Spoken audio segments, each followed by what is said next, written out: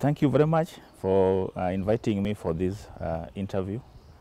I think like everywhere else in the world, the coronavirus has affected or slowed down some processes within the ACFTA integration agenda. And one of the things that has happened is, you may recall the agreement was supposed to come into force on 1st of July 2020. But then because of the pandemic, it had to be postponed to a later date. And the primary reason is member states have been affected in a very big way. And therefore, the attention now has shifted to controlling the spread of the disease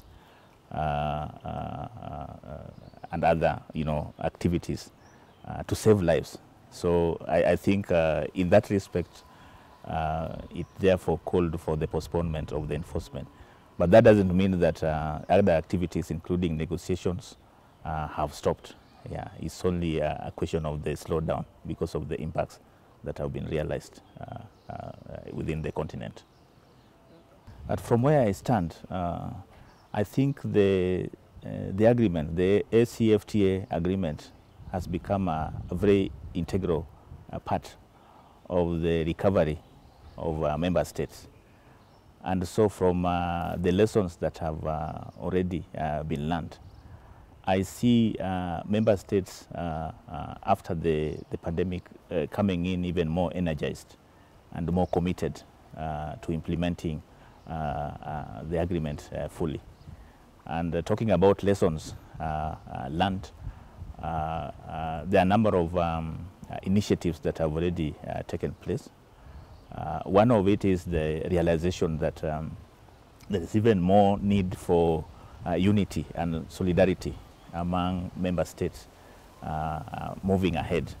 And this is particularly from the experience that they have had as far as trading activities are concerned, because until to date, much of the imports into the African region come from outside Africa, and the most affected economies like the US, EU, and China have been drastically affected, and therefore imports, the demand for, even for our products, exports have gone down.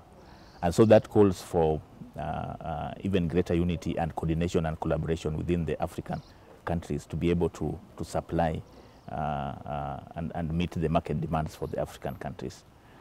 Yeah, I think there are plans, there are proposals to have it enforced in January. That is just a few months away, and you will agree with me that it was necessary as an emergency to respond in the way that most governments have responded. And one of it was those drastic measures, including closure of borders, the curfews, and all those other aspects, to be able to respond to an emergency.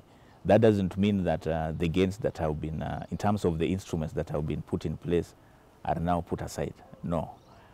In fact, as we are talking, a lot of activities are already going on through even technology, because another lesson that has been learned is to embrace technological advancement. So even the meetings that used to take place physically are now taking place online, and I think that is one of the big pluses that that countries are learning. I think countries and even governments have no choice but to live with what we are now calling the new normal. Look for alternatives to continue with their life, and technology is a key part of the game. Yeah. Okay. Thank you very much. Okay. Thank you. All right.